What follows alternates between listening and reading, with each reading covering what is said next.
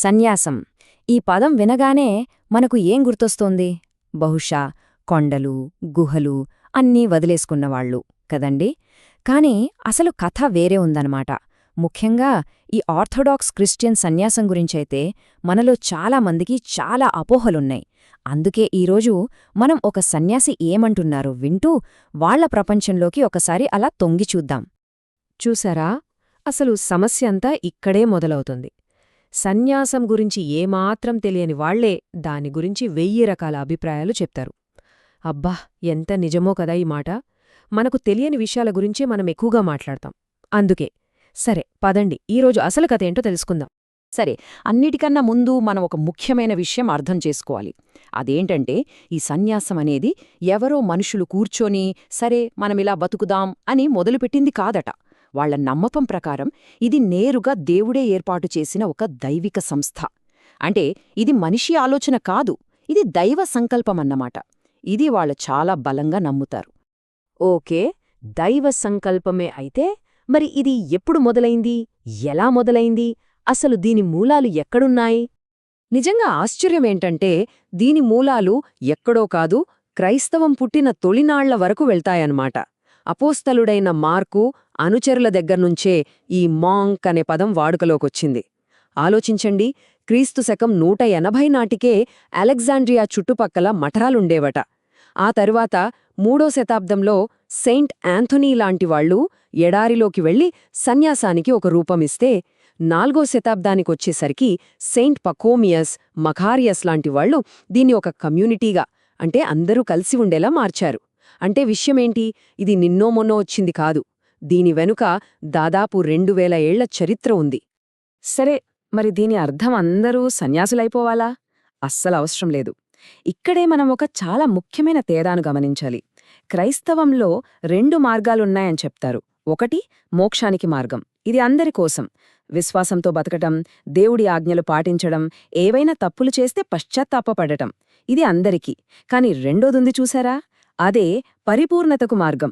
ఇది అందరికోసం కాదు, ఇది చాలా కొద్దిమందికి మాత్రమే.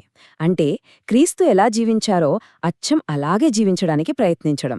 దీనికోసం ప్రాపంచిక సుఖాలన్నీ వదిలేయాలి. ఈ సన్యాసమనేది ఈ రెండో దారికి చెందిందన్నమాట. మంచిది. మరి ఈ పరిపూర్ణత మార్గంలో జ్ఞానం ఎలా వస్తుంది? కేవలం పుస్తకాలు చదివేస్తే సరిపోతుందా? ఊహు, ఇక్కడొక చాలా మంచి పోలిక చెప్పారు. పుస్తకాల ద్వారా, చదువు ద్వారా మనకు వచ్చే జ్ఞానం ఉంది కదా, అది ఒక ఇల్లు కట్టడానికి వేసే పునాదిలాంటిదట. సెమినరీలలో నేర్పించేది ఇదే. కాని పునాది ఉంటే ఇల్లు అయిపోయినట్టా? కాదు కదా. దానిమీద గోడలు కట్టాలి, పైకప్పు వెయ్యాలి. ఆ ఇల్లు కట్టడమే అనుభవపూర్వక జ్ఞానం. అంటే దేవుడి ఆజ్ఞల ప్రకారం జీవిస్తూ అనుభవం ద్వారా తెలుసుకోవడం. మఠం ఫోకస్ చేసేది దీనిమీదే. ఒకటి థీరీ అయితే రెండోది పూర్తిగా ప్రాక్టికల్స్ అన్నమాట. సరే, మరి ఈ అనుభవపూర్వకమైన దారిలో నడవడానికి వాళ్ళు వాడే టూల్స్ ఏంటి? అంటే వాళ్ల ఆధ్యాత్మిక సాధనాలు ఏవి? వాటిలో మొదటిదే అపరిగ్రహం. దీన్నే సింపుల్గా పేదరికం అని కూడా అనొచ్చు. కాని ఇది కేవలం డబ్బు లేకపోవడం కాదు. దాని వెనుకొన్న అసలర్థం వేరే ఉంది.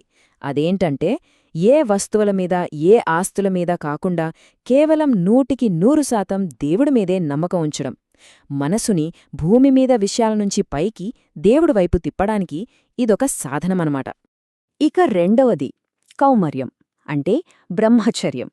ఇది కూడా కేవలం శారీరక సంయమనం మాత్రమే కాదు. వాళ్ల నమ్మకం ప్రకారం మానవుడు పాపంలో పడక ముందు ఎంత స్వచ్ఛంగా ఉండేవాడో, మళ్లీ ఆ స్వచ్ఛతను తిరిగి సంపాదించడానికి చేసే ఒక గొప్ప ప్రయత్నమిది. ఒక రకంగా చెప్పాలంటే మానవ స్వభావాన్ని బాగుచేసే ఒక ఆధ్యాత్మిక శ్రమ.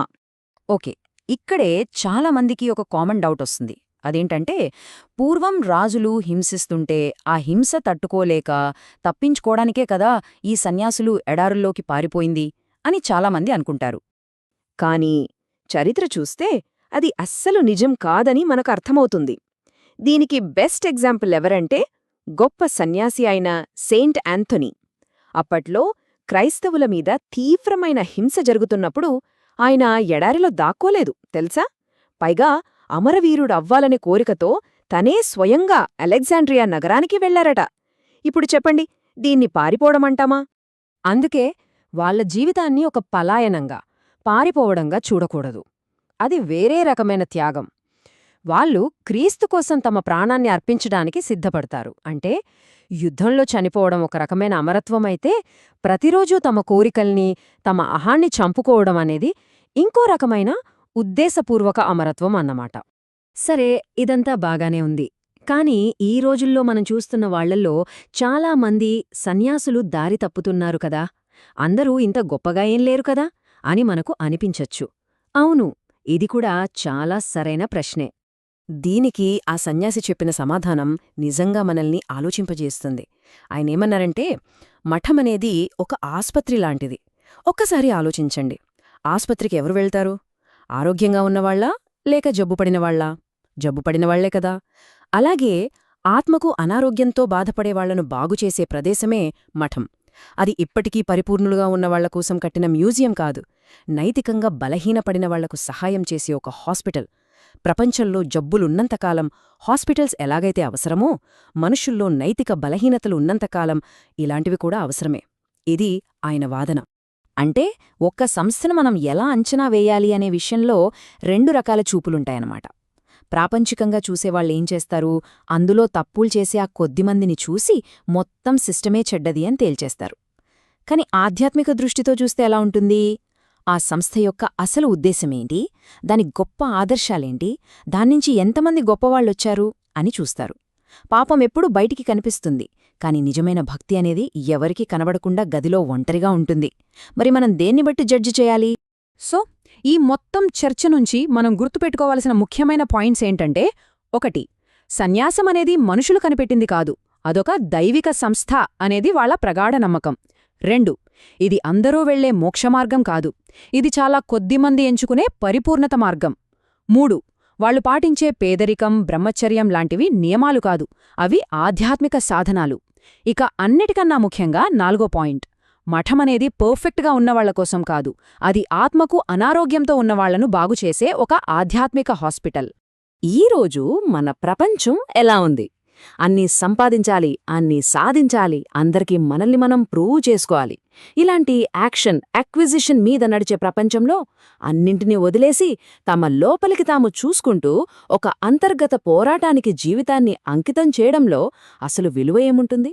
ఇది ఖచ్చితంగా ఆలోచించాల్సిన విషయమే.